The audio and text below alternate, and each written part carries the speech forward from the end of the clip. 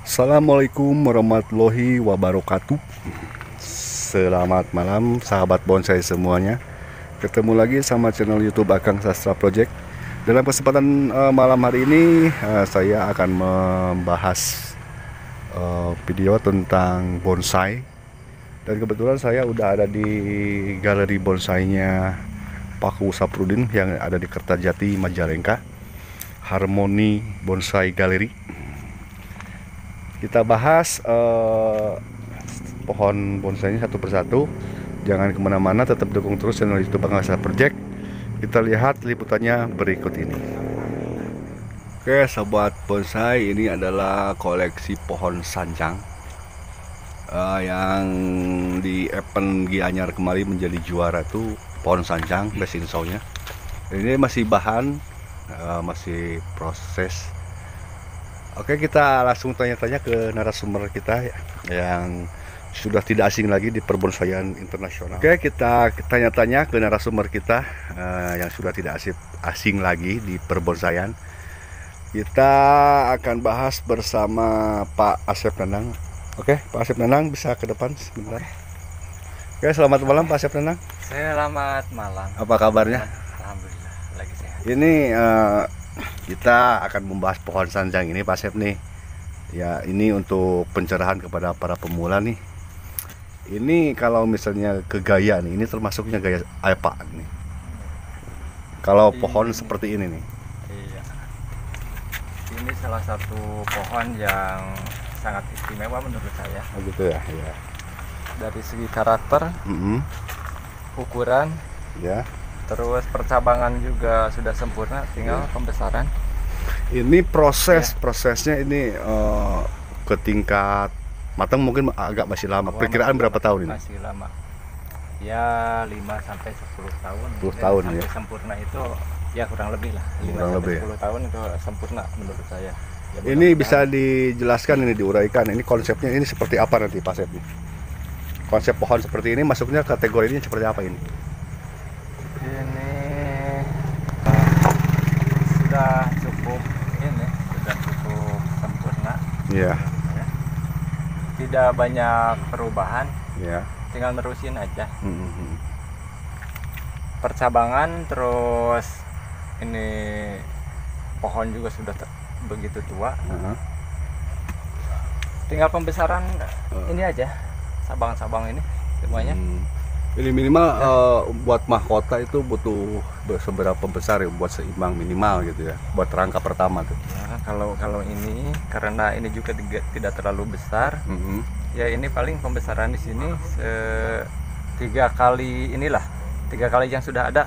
Oh gitu ya. Sepertinya sudah cukup, karena ini bukan pohon yang mulus, Ya. banyak keringan-keringan ya alami. Iya, iya. Seperti alamnya. Jadi kalau pembesaran tidak terlalu Lama ya. menurut saya. Nah, untuk bagian bawah nih, bagian bawah yang untuk dominan harus ada proses yang agak lama. Yang sebelah mana Pak Asep ini? Kalau bagiannya paling di sebelah sini, ini kan agak panjang ya, Iya. agak panjang. Kalau sebelah sana tidak terlalu panjang menurut saya. Ini sayap dekat lah. Ini saya dekat ya. Mungkin di sini. Ini Oh, harus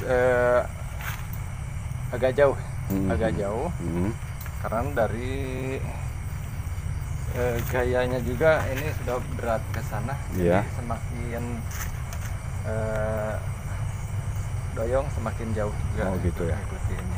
Kalau sana kan di sebelah kanan tidak terlalu jauh. Cuman besaran sebelah sini aja. Iya. Nah, untuk mungkin ada pertanyaan nih daripada pemula nih. Kalau pohon seperti ini termasuknya gaya apa nih? Kalau seperti ini? Ini masih gaya informal. Oh, informal ya. Iya, informal.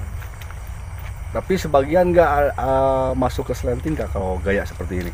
Ya slanting juga. Bisa, Ini, bisa, iya. bisa. Slanting juga ya bisa disebut slanting. Slanting. Karena ini ya condong sini kan. Nggak tegak ya. Iya. Ya, Nah, lebih mungkin lebih apa istilahnya, lebih pantas lah, Lebih disebut pantas. slanting juga. Slanting. Nah, untuk bagian background nih belakang nih, walaupun ini tetap kan butuh juga nih bagian belakang ya, Ya. walaupun agak jarang dilihatin tapi kita tetap butuh. Nah, ini untuk proses belakang background atau apa sih namanya? Iya, wet accent ini. Aksen Ya masih perlu. oh, masih perlu Saya ya? rasa masih perlu ada di sini. Oh gitu. Lebih enak kalau ada di sini sebelah sini. Heeh. Kan lebih enak di sana. Jadi nggak kosong Jadi gitu di ya? sana gak kosong. Jadi kalau cuman ini tidak ada yang hijau-hijau, tidak ada aksen ya, terlalu kosong. Terlalu Nah, ini kosong. mungkin ini ditarik dari sana supaya tumbuh sebelah sini. Ini juga. Asal kelihatan mungkin ya? Ya, Asal tidak kelihatan. terlalu besar. Nah, terus ini Pak Asep nih, pertanyaan lagi dari teman-teman kita. Ini yang dimaksud dengan dimensi ruang itu seperti apa? Dimensi ruang, coba di bahan yang ini ya. Nah, Oke, sobat bonsai, kita simak. Yang disebut dimensi ruang itu, kedalaman ruang itu kadang kita suka pabelit gitu ya. iya. Ya, Jadi- mudah-mudahan ini saya juga nggak salah ya. Iya. Ini dari pohon, Mm-mm. dari percabangan ini kan masih ada ruangan-ruangan kosong ke sana. Mm-mm. Supaya tidak terlalu padat kan, kalau misalnya padat asar rimbun itu kan kurang enak. Iya, iya. Jadi ada ruangan-ruangan ini. Nah, ruangan-ruangan ini Ada celah gitu Iya, ya, nggak ada tertutup celah, gitu ya. iya. Oke, itu sobat bonsai penjelasan dari Pak Asep. Nah, Pak Asep nih pertanyaan terakhir nih. Ini kan masih bahan nih. Nah, ini masuk prospek juga kan ya. Iya. Nah, kira-kira untuk tingkat sampai jadi itu atau mateng lah istilahnya kalau di bonsai itu, Iya. butuh berapa waktu lamanya itu? Perkiraan ini Iya. dari bahan seperti ini. Iya, tetap kalau membuat bonsai itu kan waktu yang cukup lama. Walaupun ini sudah percabangan sudah ada, terus perantingannya juga sudah mulai, anak cabangnya sudah sempurna. Tapi untuk mencapai matang itu masih perlu waktu. Perlu waktu. Ya, mungkin dari 5 tahun sampai 10 tahun untuk sampai matang, sampai sempurna itu ya mungkin Kurang lebih ya. iya, Kurang lebih dari sekarang gitu ya. 10 tahun ya dari sekarang untuk mencapai sempurna. Jadi tetap Iya. bonsai itu nggak ada yang instan ya. Iya, Tetap nggak butuh ada. proses ya. Kalau misalnya membuat bonsai itu cepat, instan, ya agak mahal gitu. Nanti gak bakal mahal harganya. Kenapa mahal? Karena lama. Benar. Nah, itu. Oke sobat, begitu pembahasannya dari Pak Asep, mudah-mudahan dipahami. Kita cari lagi pohon yang lainnya dan kita ulas lagi. Tetap jangan kemana-mana, tetap stay tune di channel YouTube Akang Sastra Project.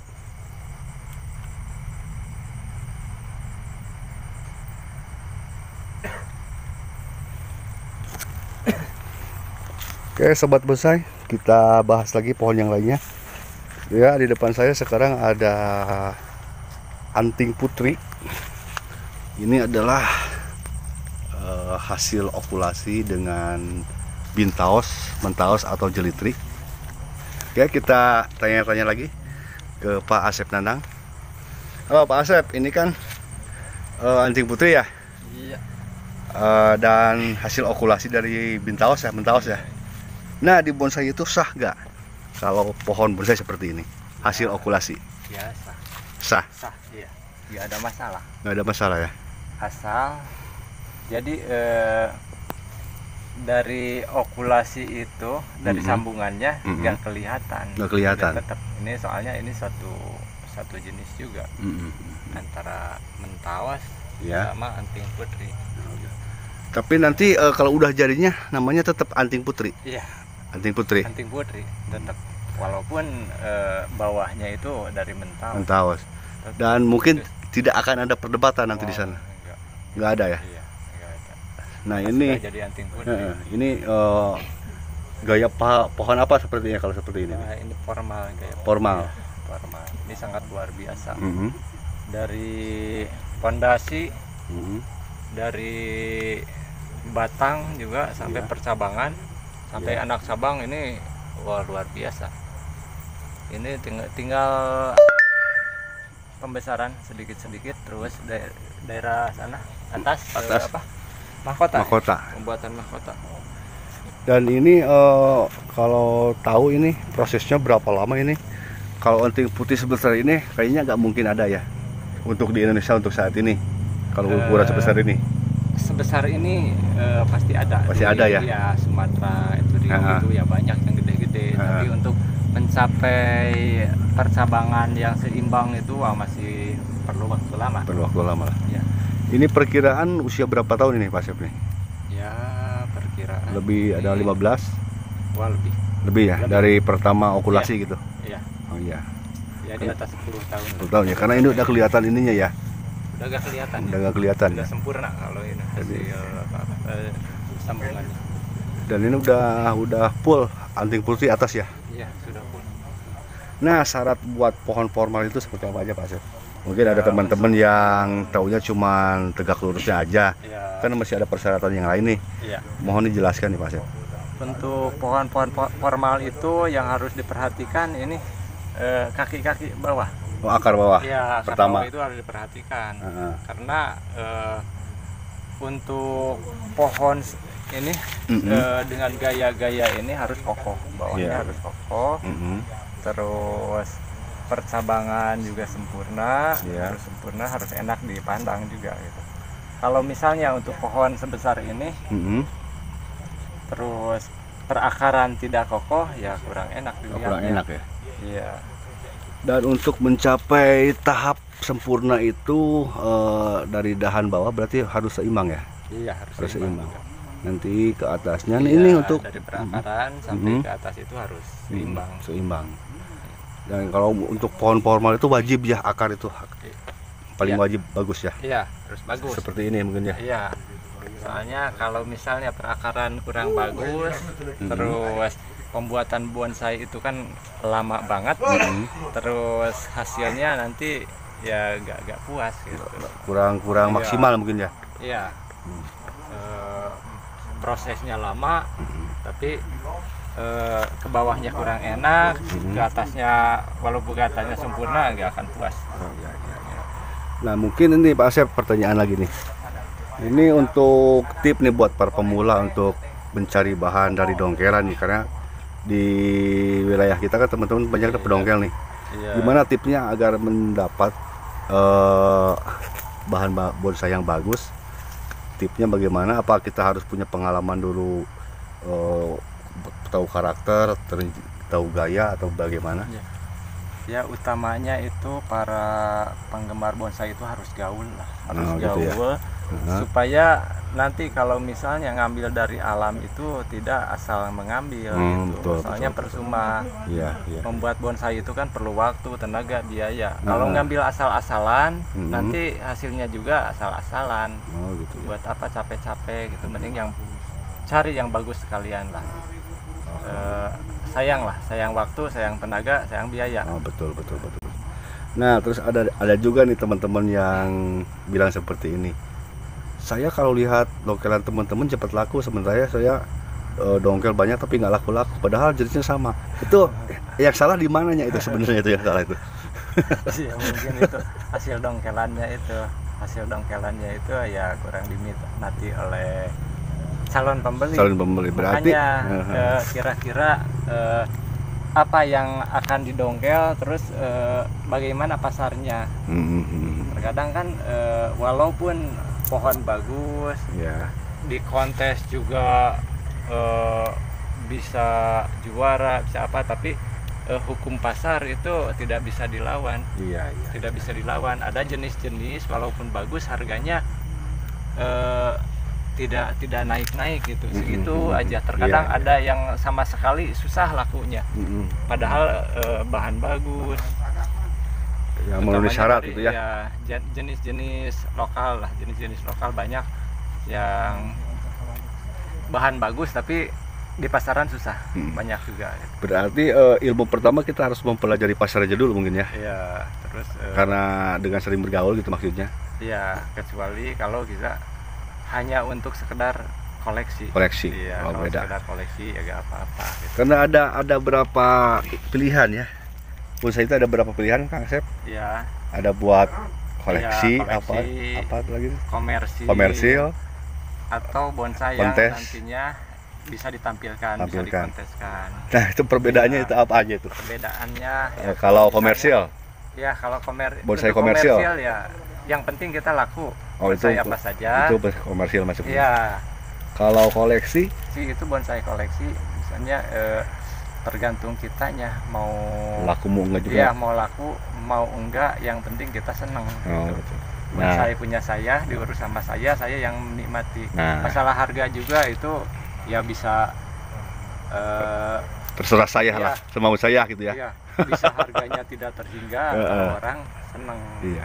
Nah, untuk Terus bonsai kontes, untuk kontes ya kaidah-kaidah yang harus diikuti Hmm. sesuai dengan aturan-aturan yang telah ditentukan. Ya. kalau untuk memilih nih, Kang Asep, dari ketiga kategori itu mana yang dipilih? Komersil, koleksi, atau kontes? Sebaiknya itu sebaiknya ya. Tapi tergantung Individu orang ya. lah, ya. Sebaiknya bonsai yang dipandang enak, terus dijual mahal, dikonteskan bisa. Karena bonsai kontes itu yang bagus tetap harganya luar biasa. Iya, Itu beda dengan bonsai koleksi yang asal ribut. Iya, benar-benar. Itu perbedaannya ya. Hanya untuk kesenangan sendiri ya. Jauh beda lah. Jauh beda. Mending bonsai yang bisa diikut sertakan dalam kontes. Oke. Nah, untuk pertanyaan terakhir nih, tip buat para pemula supaya nggak gampang jenuh dalam berbonsai, karena ada yang ikut-ikutan kan, ada yang karena tergiur oleh bonsai mahal nih, saya ikut-ikutan dong lah, yang penting laku. Ada yang bertahan, ada yang pasang surut lah intinya. Nah, untuk menjaga pasang surut itu gimana tipnya, mungkin dari Kang Asep yang udah senior dalam berbonsai? Ya, utamanya harus gaul lah, harus gaul, Pertama banyak gaul, ya? silaturahmi dengan para pebonsai yang lain gitu. Silaturahmi, banyak bertanya, banyak belajar. Iya, benar-benar. Karena tanpa silaturahmi, tanpa gaul itu jadi gak jelas arah nantinya. Gak jelas bonsainya ya gak jelas. Ya itu aja. Mungkin harus banyak gaul lah, banyak gaul. Kalau ada banyak, kalau ada kontes ya minimal nonton gitu ya. Nonton, gitu, bertanya-tanya nanti. Iya. Akan ada yang menjelaskan gitu. Nah, di situ ilmu kita akan bertambah. Biasanya di kontes. Oke. Terima kasih Kang Asep, penjelasannya sangat sangat jelas. Dan untuk sobat Bonsai semuanya, mudah-mudahan info yang saya kasihkan bermanfaat. Terima kasih yang sudah menonton. Jangan lupa dukung terus channel YouTube Akang Hasan Project, like, share, komen, dan subscribe.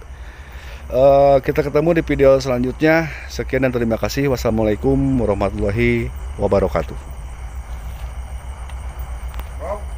Yowan.